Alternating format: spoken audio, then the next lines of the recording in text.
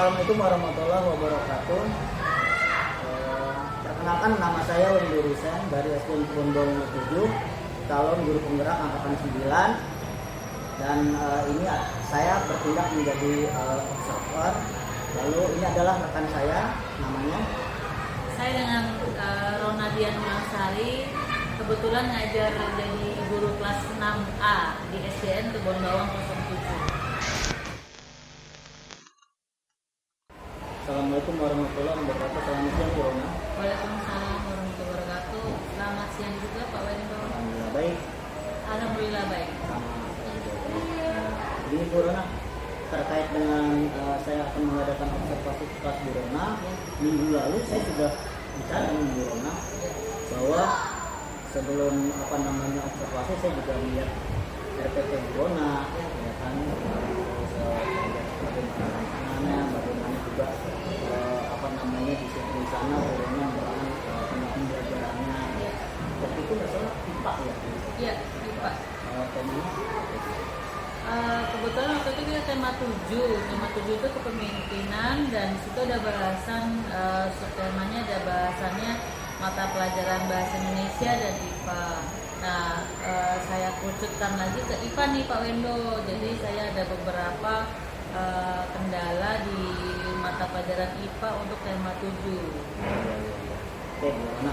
Jadi tujuan saya atau kita dalam observasi ini salah satunya untuk mengetahui dan juga mengevaluasi proses pembelajaran Bu Rona di kelas. Ya, seperti itu Bu Rona. Jadi mudah-mudahan dari awal pembelajaran kita nanti ketika observasi Bu Rona sudah berdiri dan lebih mempersiapkan apa yang akan diputarkan dalam kelas nanti. Baik Pak. Jadi itu ya Pak Wendo ya, waktu itu kan kita sempat ngobrol secara informal ya. Jadi kan kalau berdasarkan RPP yang saya buat ini, jadi saya ini bingung nih. Jadi sebenarnya dibilang kendala juga bisa, dibilang enggak juga enggak. Jadi kelas 6 ini kan ada materi IPA untuk tentang materi menyikapi ciri-ciri pubertas pada laki-laki, anak laki-laki dan anak perempuan. Nah, di rancangan yang saya buat di sini ada KD-nya itu siswa dapat mengamati perbedaan ciri-ciri pubertas antara laki-laki dan perempuan. Lalu siswa dapat mengidentifikasi ciri-ciri perbedaan tersebut, dan siswa dapat menyimpulkan perbedaan tersebut dengan produk yang mereka buat gitu, entah itu bentuknya poster atau bentuknya tabel atau bentuknya gambar ya. Nah itu mereka bisa sampai di produk akhirnya seperti itu. Nah cuma yang saya bingung nih, ini kan materinya sensitif ya Pak Wendo ya.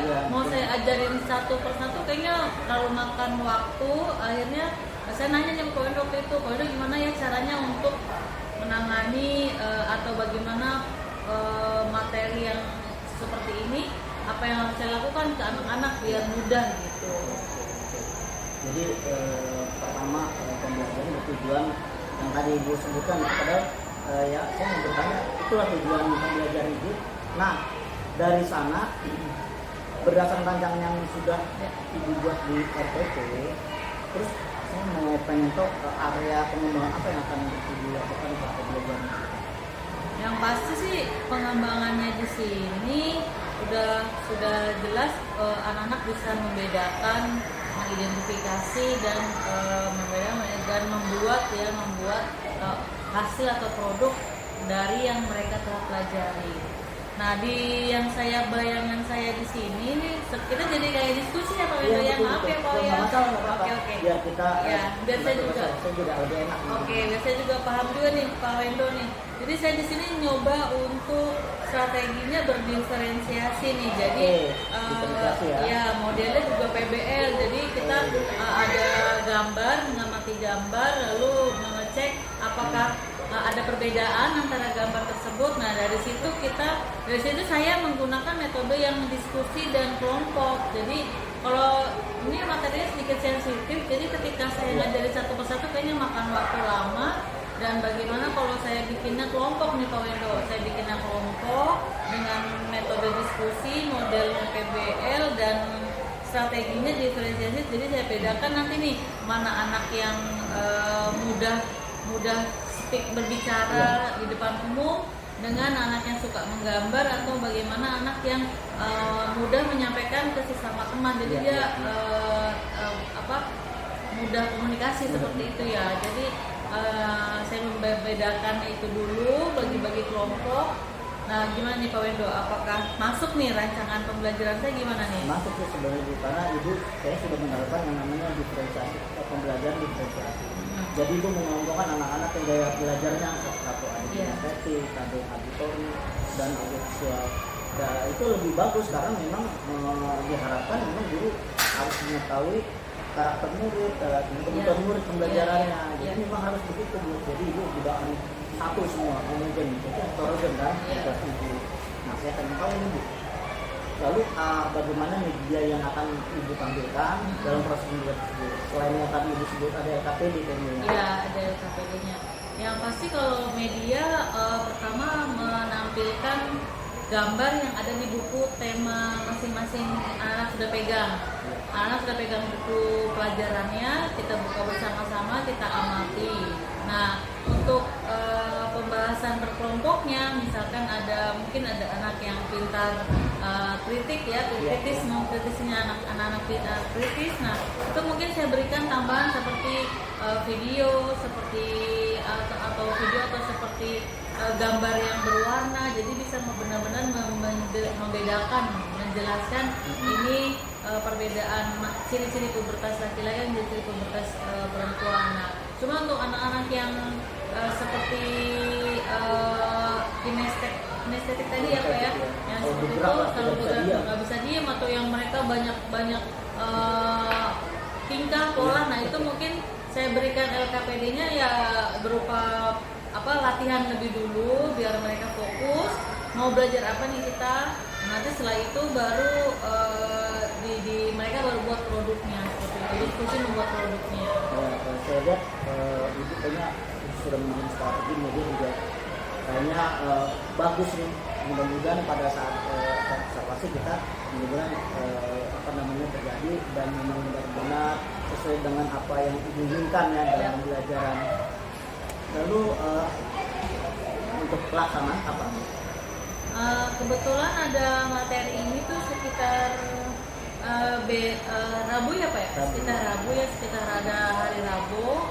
Bapak berarti bisa masuk ke kelas saya, nanti saya sampaikan ke murid-murid bahwa mau ada observer dengan tujuannya apa. Jadi anak-anak juga tidak mengurangi pengen belajarnya, dia tetap fokus belajar tanpa menghindarkan ada Bapak di situ. Jadi saya informasikan lagi Bu, pada itu kan saya kelas tadi kan, jadi mungkin agak suasana pertama, tapi Ibu bisa dikondisikan lah ya.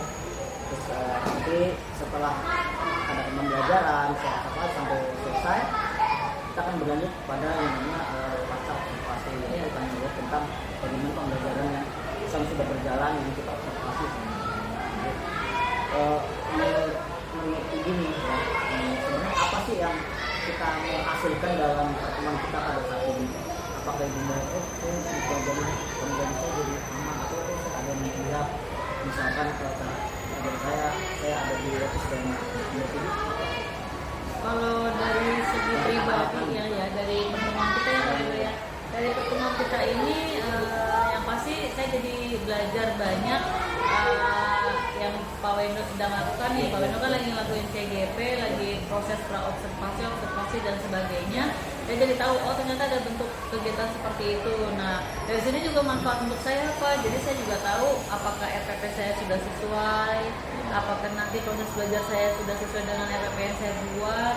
Dan yang pasti sih ke anak-anaknya tuh apa yang didapat tuh juga pas dengan yang materi yang tersampaikan, dan program atau metodenya banyak, jadi mereka pun juga menerima di kelas juga nggak monoton gitu. Jadi gurunya bisa belajar dari diskusi kita hari ini, dan anak-anak juga mendapat hasilnya juga lebih banyak, lebih bervariasi dan lebih berkenan mungkin ya Pak ya, buat anak-anak itu kan tujuan kita tuh yang pasti itu sih. Betul, alhamdulillah ya. Jadi saya berharap ketika pada proses pembelajaran nanti berjalan lancar dan hasil diskusi kita juga ternyata membuahkan hasil, sama-sama belajar sebenarnya Bu ya.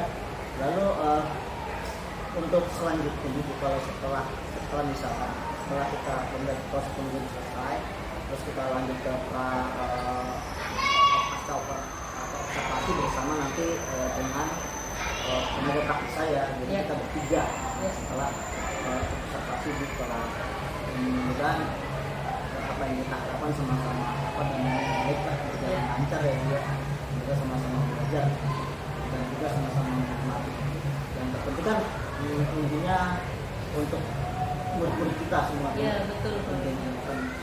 Jadi apakah ada lagi yang mau dibuka atau?